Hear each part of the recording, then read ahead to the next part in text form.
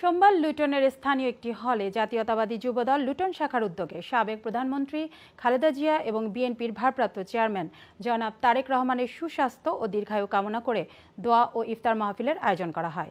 বিস্তারিত জানাচ্ছেন আমাদের লুটন প্রতিনিধি মইনুল হাসান ইসলাম দুলাল।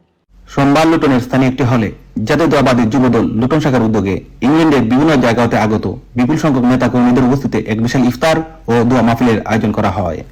লুটন যুবদলের সভাপতি আনিসুর রহমান আনিসের সভাপতিত্বে ও সাধারণ সম্পাদক মাহমুদ আহমেদের পরিচালনায় মির্জা সুজনের পবিত্র কুরআন তেলাওয়াত দিয়ে শুরু অনুষ্ঠানে প্রধান অতিথি হিসেবে উপস্থিত ছিলেন যুক্তরাজ্য যুবদলের নবগঠিত আংশিক কমিটির সভাপতি আফজাল হোসেন।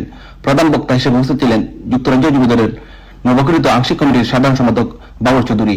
এছাড়াও বিশেষ অতিথি হিসেবে উপস্থিত ছিলেন যুক্তরাজ্য বিএনপি এর যুগ্ম সম্পাদক খেয়ার জসিম, আব্দুল হাই, মনজুর আহমেদ শাহনাজ, মনসুর আহমেদ রুবেল, দেওয়ান আব্দুল বাসিদ, সৈয়দ লায়েক মুস্তফা, শিবির আহমেদ সুমন, শহীদুল ইসলাম মামুন, আতর রহমান বাবলু, ইমদাদুল হক পাবেল, মনসুর আহমেদ রুবেল, মুনির মুরাদ, নুরুল আমিন রিফন, সৈয়দ মুরাদ, জায়দ মানিক সহ আরো অনেকেই। বক্তাগণ সাবেক প্রধানমন্ত্রী বেগম খালেদা জিয়া ও তারেক রহমানের হাতকে শক্তিশালী করতে সবাইকে একসাথে কাজ করার আহ্বান জানান। এছাড়াও বক্তাগণ আওয়ামী লীগ সরকার থেকে শিক্ষা নিয়ে সঠিক সুন্দর বিবেক দিয়ে রাজনীতি করার আহ্বান জানান। এছাড়াও বক্তাগণ পূর্ণাঙ্গ কমিটিতে ত্যাগী, কঠোর পরিশ্রমী, সৎ, সাহসী, অন্যায়ের বিরুদ্ধে রুখে দাঁড়ানো নেতা কর্মীদের দলের সঠিক স্থানে রেখে মূল্যায়ন করার গুরুত্ব আরোপ করেন এবং আগামীতে আরো ত্যাগী নেতা তৈরি করতে এ ধরনের ভূমিকা অপরিহার্য বলে মন্তব্য করেন।